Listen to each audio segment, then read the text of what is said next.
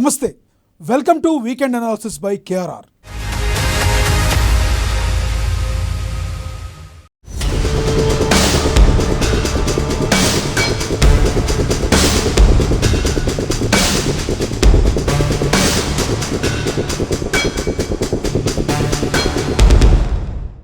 ఆకాశమంత ఎత్తుకు ఎదిగిన వృక్షమైన గాలివాటం మారితే నేల కొరగక తప్పదు. రాజకీయంలో అజేయుడు అనే పదానికి కాలం చెల్లిందని తాజా లోక్సభ పరిణామాలు నిరూపిస్తున్నాయి. ఏనుగు 7 అడుగులు వెనక్కి వేసిందంటే అది భయపడి కాదు, దూకడానికి సిద్ధమవుతుందని అర్థం. కానీ అదే ఏనుగు ఊబిలో కాలు వేస్తే ఇప్పుడు మోడీ షా ద్వయం పరిస్థితి కూడా అలాగే కనబడుతుంది. రాజకీయం అంటేనే చదరంగం. ఇక్కడ ఎత్తులు పారతాయి, పొత్తులు కుదురుతాయి. కానీ ఎప్పుడు అజేయులుగా భావించే మోదీ షా ద్వయం వేసిన స్పెషల్ సెషన్ ఎత్తుగడ చివరకు సెల్ఫ్ గోల్లా మారింది. 2014 తర్వాత తిరుగులేని ఆధిపత్యంతో దూసుకుపోతున్న బీజేపీకి లోక్సభలో ఎదురైన ఈ పరిణామం ఒక హెచ్చరిక. గాయం తగిలిన చోటే గెలుపు పాఠం మొదలవుతుందంటారు. మరి ఈ గాయం నుంచి బీజేపీ పాఠం నేర్చుకుంటుందా, లేక పతనం మొదలవుతుందా? చాణక్యం చెదిరిందా, మోడీ మార్క్ మ్యాజిక్ రివర్స్ అయిందా? ప్రతిపక్ష ఐక్యతతో భంగపాటు, ఎన్డీఏ అతి విశ్వాసంపై పోటు,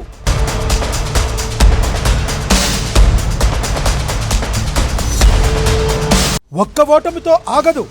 ఈ అంశం ప్రత్యర్థులకు అందిన పాశుపతాస్త్రం.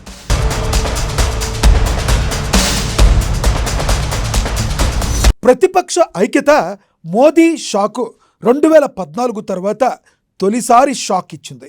ఈ షాక్ చిన్నది కాదు. మోదీ షా ద్వయం అంటేనే అజేయమైన వ్యూహకర్తలు అనే ముద్ర ఉండేది.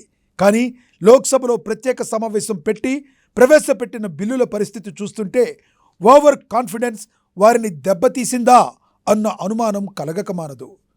బలాబలాలు అంచనా వేయడంలో మోడీ లెక్క ఎందుకు తప్పింది? బెంగాల్, తమిళనాడు ఎన్నికల ముందు ఈ ప్రత్యేక సమావేశం సలహా ఇచ్చిందెవరు? బీజేపీని బొక్కబోర్లా పడేలా చేసిన వ్యూహకర్తలు ఎవరు? ఈ తప్పు ఎవరిది?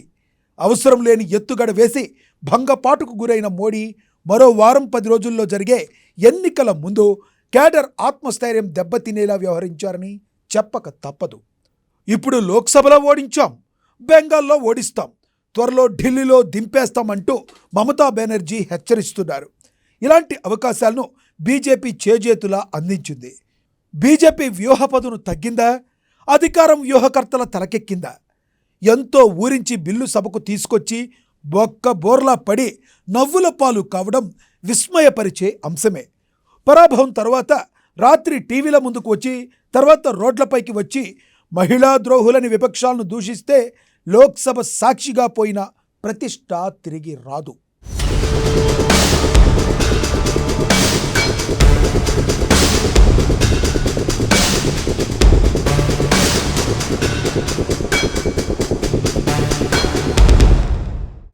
అతి విశ్వాసమే శాపమా?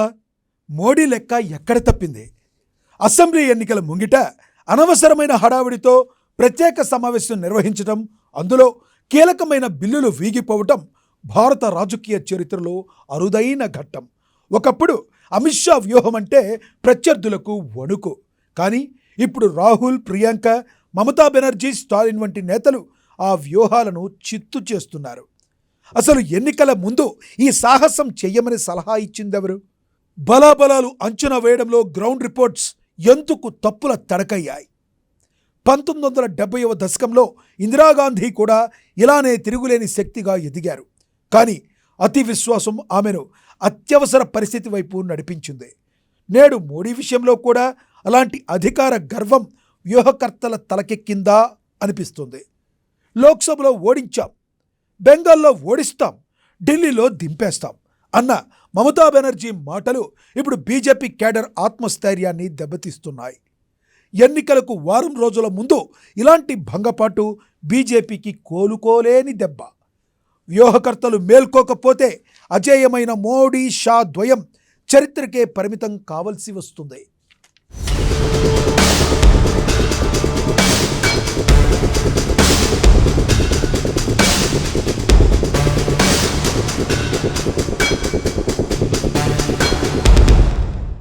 ఇండియా కూటమి రాటుదేలిందా? గతంలో విడివిడిగా ఉన్న ప్రతిపక్షాలు ఇప్పుడు ఒకే తాటిపైకి రావడం మోడీకి అతిపెద్ద సవాలుగా మారింది. బెంగాల్, తమిళనాడు ఎన్నికల ముందు వీరిద్దరూ ఏకమై కేంద్రాన్ని ఢీకొనడం బీజేపీకి గడ్డు పరిస్థితిని కల్పిస్తుంది. చారిత్రాత్మక బిల్లు అంటూ ప్రచారం చేసుకున్న మహిళా రిజర్వేషన్ బిల్లు ఇప్పుడు డీలిమిటేషన్ అనే సందిగ్ధంలో పడింది. అసలు ఈ బిల్లు అమల్లోకి వస్తుందా లేక కేవలం ఎన్నికల గిమ్ముక్కుగానే మిగిలిపోతుందా అని మహిళా లోకం ప్రశ్నిస్తుంది. 50% పెంపుపై ఎన్డీఏ కూటమిలో ఏకాభిప్రాయం లేకపోవడం కూడా బీజేపీకి ఇబ్బందికరంగా మారినట్లుగా కనబడుతుంది. దక్షిణాది రాజకీయం రేవంత్ దూకుడు.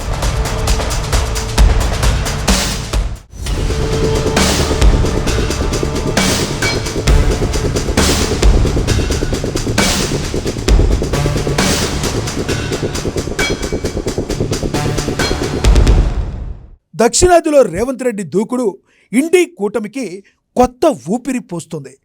క్షేత్రస్థాయిలో కాంగ్రెస్ పుంజుకోవడం బీజేపీ బీఆర్ఎస్లకు ఆందోళన కలిగిస్తుంది. సౌత్కు అన్యాయం జరిగిందంటూ సౌత్ సీఎంలు అందరికీ లేఖలు రాయడం, కొత్త అజెండాను ప్రతిపాదించడం జాతీయ స్థాయిలో ఎన్డీఏ వ్యతిరేక వాతావరణాన్ని క్రియేట్ చేశాయి. జగిత్యాల సభతో కేసీఆర్ ఆగమనం.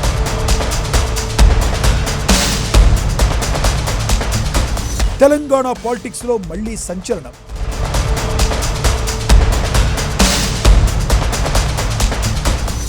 కేసీఆర్ జగిత్యాల సభ రాష్ట్ర రాజకీయాలను మలుపు తిప్పనుంది.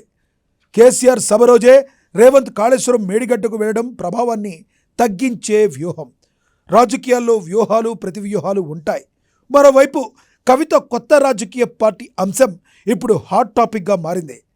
కవిత కొత్త పార్టీ ఏ పార్టీ ఓట్లను చీలుస్తుంది? అది అంతిమంగా కాంగ్రెస్కి లాభమా లేక బీజేపీకా అన్నది రానున్న రోజుల్లో జరిగే వలసలు, చేరికలు, అజెండా కార్యాచరణ ఆధారంగా ఉండనుంది. బీజేపీకి గడ్డు పరిస్థితి. డ్యామేజ్ కంట్రోల్ చేయకుంటే అధోగతే.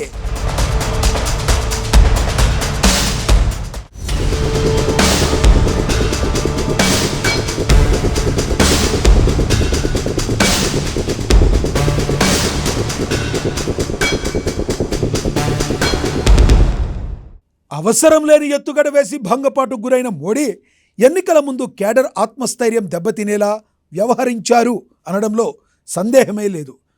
రాబోయే వారం రోజులు బీజేపీకి అత్యంత కీలకం. డ్యామేజ్ కంట్రోల్ చేయకపోతే 2026 అసెంబ్లీ ఎన్నికలు 2029 లోక్సభ ఎన్నికలకు ఒక ట్రైలర్లా మారే అవకాశం ఉంది.